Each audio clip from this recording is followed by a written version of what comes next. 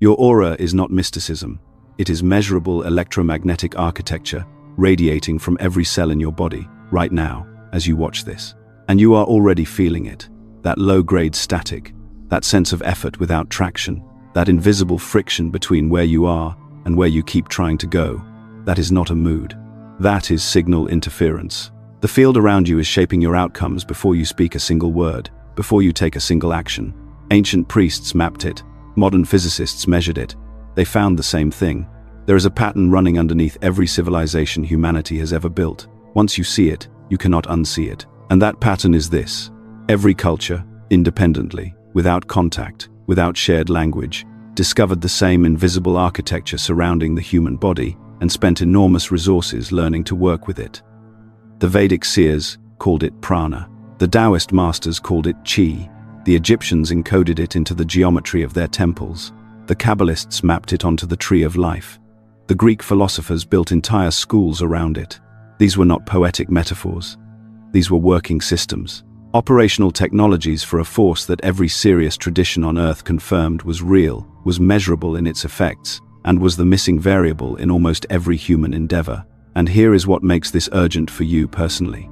The CIA declassified the Gateway Process Report. Government-funded research confirming that human consciousness generates a field that interacts with and shapes physical reality, not a fringe claim. A documented finding that simply does not get taught. Because if it did, you would immediately understand something that changes the entire equation of your life. Your energy field is not a side effect of your experience. It is the cause of it. Every strategy you have tried that did not work, every goal that slipped, every relationship that stalled, the missing variable was the signal you were broadcasting before any of it began. Stay with me through this entire episode, because the mechanism I am going to walk you through, specifically the heart coherence activation that lands deep in this episode, is the piece that reframes everything you have tried before. Everything. Here is the layer most people never reach. The biofield. Not a metaphor, not a spiritual concept borrowed from ancient poetry. A measurable, documented, electromagnetically active field generated by your living body and extending well beyond your skin. The HeartMath Institute, a research organization that has published peer-reviewed findings for decades, measured the heart's electromagnetic field, extending 3 to 4 feet outward from the body in every direction. 3 to 4 feet. That means every room you enter, you have already changed it before you opened your mouth. Every person you stand near is inside your broadcast radius. Your field is touching them, and theirs is touching you. Now here is the question that stops most people cold when they first encounter this. If this is real, if this is measurable, why does it feel like news? Because the map was always there. It was just written in a language you were never taught to read. The yogic tradition's system of prana, the vital life force that flows through channels called nadis and pools at focal points called chakras, maps with striking precision onto the biofield measurements modern instruments are now producing. The Taoist concept of qi, the animating current that practitioners spent lifetimes learning to cultivate and direct, describes the same distributed electromagnetic phenomenon. These were not guesses. These were empirical systems built by people who spent decades in careful, methodical observation of the human body's invisible architecture. They did not have oscilloscopes. They had something arguably more precise. Generations of accumulated, cross-verified direct experience. And then there is Egypt. The ancient Egyptians encoded this understanding into one of their most central theological concepts, the Ka. The Ka was described as the body double, a luminous counterpart to the physical form that persisted beyond death and required maintenance, feeding, and careful tending throughout life. Priests were trained specifically to work with the Ka field. Temples were architecturally designed to interact with it.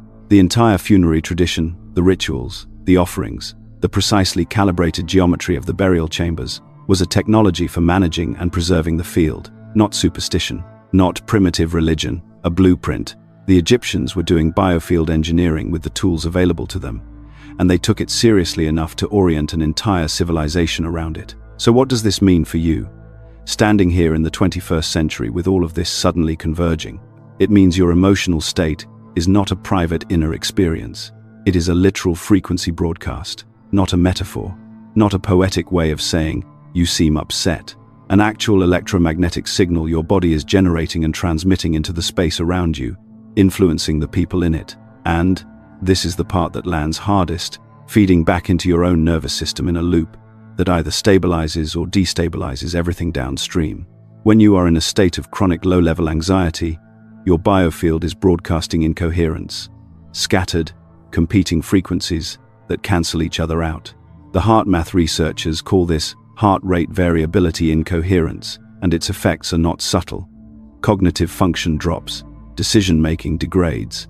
Your perception of possibility literally narrows, not metaphorically, neurologically. You stop seeing options that are objectively present because your field is too noisy to process them. And here is the decode move that changes the entire frame. Chakras are not folklore, they are coherence nodes.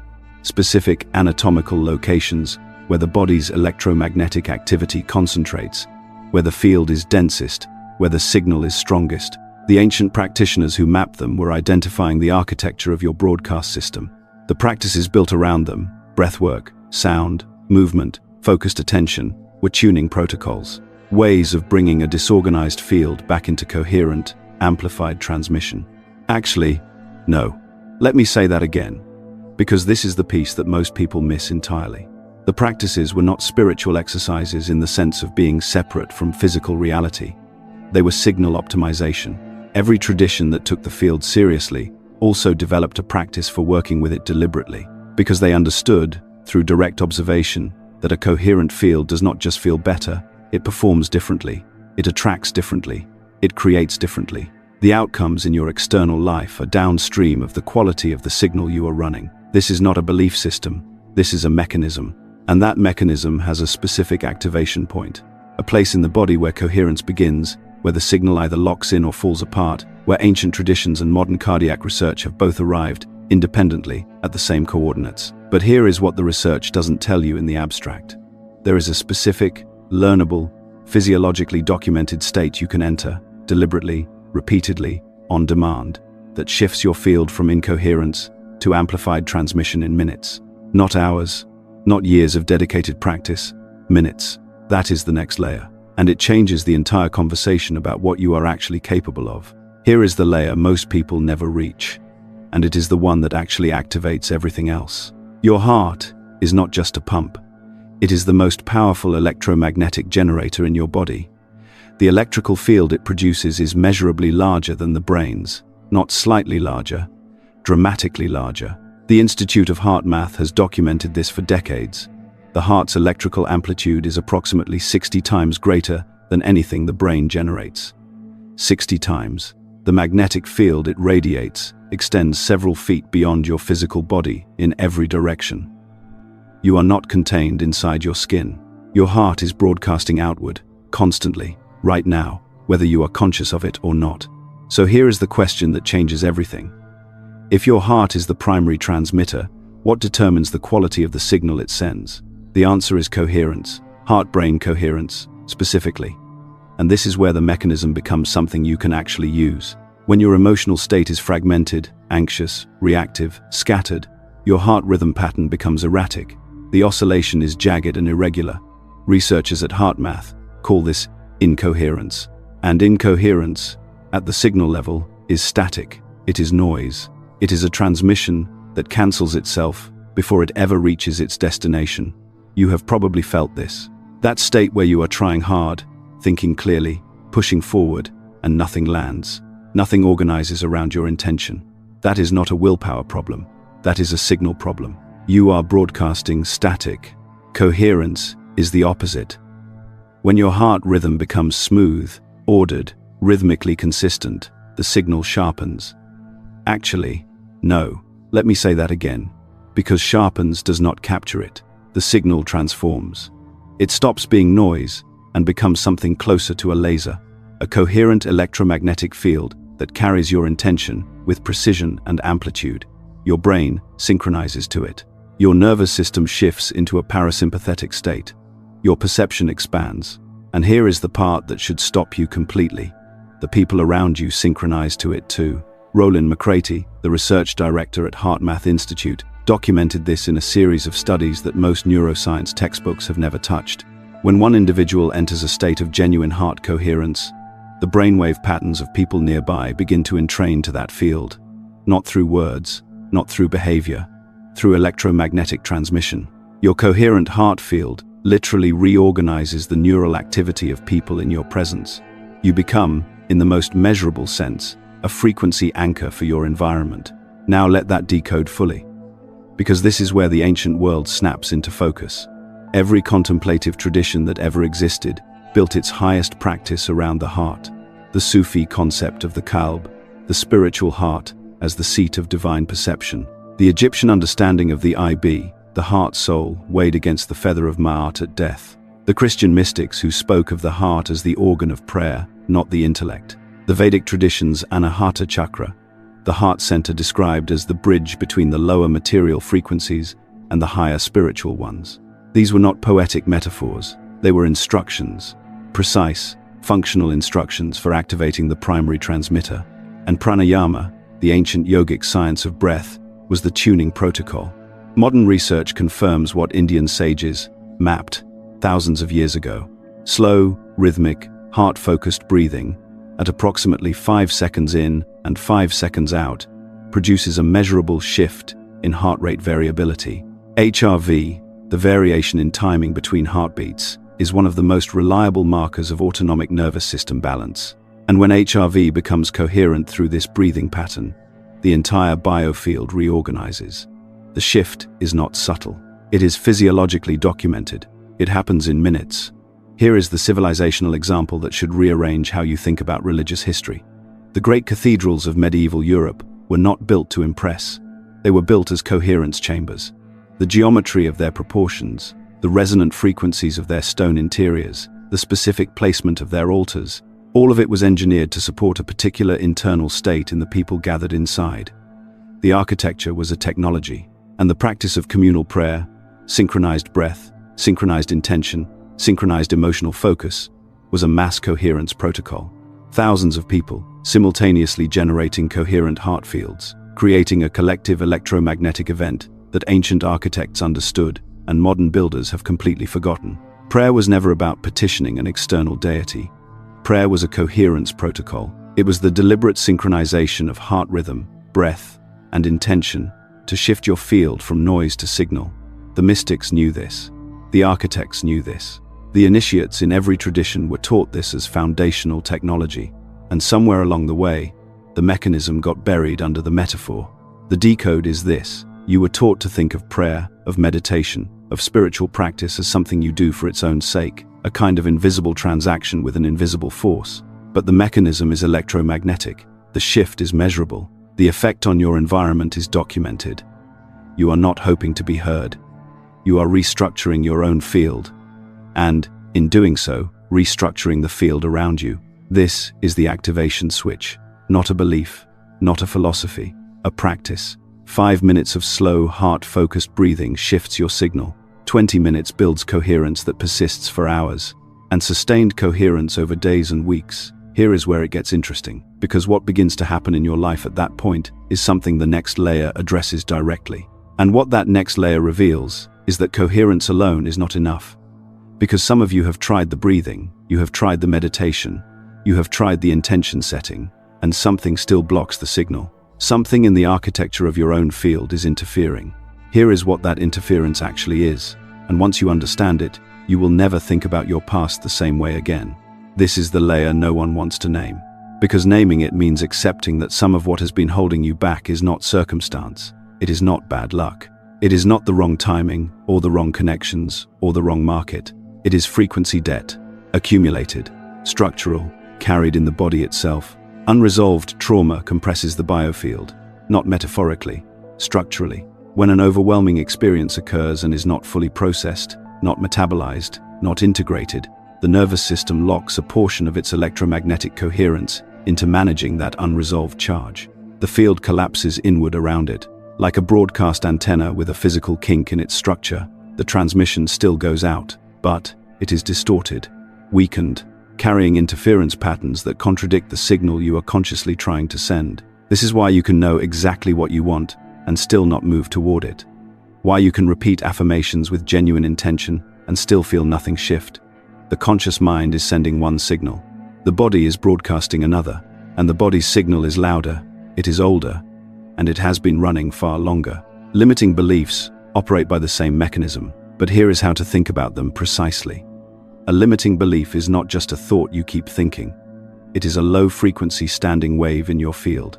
A pattern that has been reinforced so many times, through childhood programming, through repeated emotional experience, through cultural transmission, that it has become structurally embedded. It is not stored in the prefrontal cortex as an idea you can simply choose to update. It is encoded in the body's electromagnetic architecture. It resonates at a frequency that continuously attracts evidence confirming itself, not because the universe is punishing you, because like frequencies organize together. That is physics. So what actually clears it? The CIA's Gateway Process research, declassified in the 90s and only now getting serious public attention, concluded something remarkable. Focused intention, applied in a specific altered state, can literally restructure the holographic field of consciousness. The document, written by Army Lieutenant Colonel Wayne McDonnell, describes human consciousness as a resonance phenomenon that can be deliberately tuned. And it identifies the mechanism of change not as psychological processing in the conventional sense, but as field-level reorganization through intentional focus. The ancients called this healing. The mystics called this purification. The CIA, characteristically, called it a process. But they were describing the same mechanism. Breathwork is one of the fastest known methods for accessing and clearing this level. Holotropic breathing, developed by Stanislav Grof, induces non-ordinary states through hyperventilation patterns that temporarily bypass the cognitive filters of the prefrontal cortex. What surfaces in those states, the imagery, the emotional releases, the somatic discharges, is not random psychological material. It is energetic debris being metabolized, the field literally expelling interference patterns that have been compressed inside it, sometimes for decades. People report shifts in chronic physical symptoms, shifts in long-standing emotional patterns, shifts in the felt texture of their reality, not because they talked themselves into a new perspective, because the standing wave was dissolved. Meditation builds the same capacity more gradually, but just as structurally. Sustained meditation practice measurably increases heart rate variability, reduces cortisol, and, critically, changes the default oscillation frequency of the biofield. You are not just calming yourself down, you are raising the baseline carrier frequency of your transmission. The field you broadcast every day, without effort, begins to operate at a higher amplitude. Here is the decode that reframes everything. You have been taught to fix your life, fix your habits, fix your relationships, fix your finances, fix your mindset. But every one of those approaches is downstream. They are working on the outputs, while the input signal remains unchanged. You do not fix your life, you upgrade your signal, and then life reorganizes around the new frequency, not because of wishful thinking. Because coherent high-amplitude fields organize their environments. That is what they do. That is the mechanism. The work is not self-improvement in the conventional sense. It is signal hygiene. It is the deliberate, consistent practice of dissolving interference, building coherence, and raising the baseline frequency of what you are broadcasting. Every ancient tradition had a word for this: purification, catharsis, tapas, metanoia. They were all pointing at the same electromagnetic reality, through different cultural vocabularies. And the practical payoff of doing this work, the actual, lived, day-to-day consequence of becoming a cleaner, stronger signal, is something most people have never been told to expect, because it is not what you have been trained to want. What it actually gives you is something far more useful than any single outcome. You stop reacting to reality, you start authoring it. That is the shift. That is the whole payoff in one line. When your signal is clean and coherent, you are no longer a receiver at the mercy of whatever frequency is loudest in your environment. You become the dominant field. Circumstances reorganize around you, rather than you scrambling to reorganize around them. Daily coherence practice is the one lever that moves everything else. Not one of several levers, the one. Now, I want to hear from you. Where have you felt this shift, even briefly, even accidentally? A moment when your inner state changed first and reality followed. Drop it in the comments. Your specific experience adds resolution to this map that I genuinely cannot generate alone. Your insights deepen this for everyone watching. If this transmission is landing, stay close. What is coming next in this series goes deeper. Sacred geometry as structural field technology, the neurochemistry of genuine mystical states, the architecture of consciousness itself. This is the curriculum, and it is just beginning.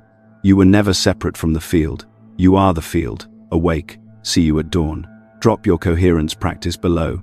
It adds to the field. Subscribe to continue the initiation. Not as a favor, but because the signal never stopped. You just forgot you were broadcasting.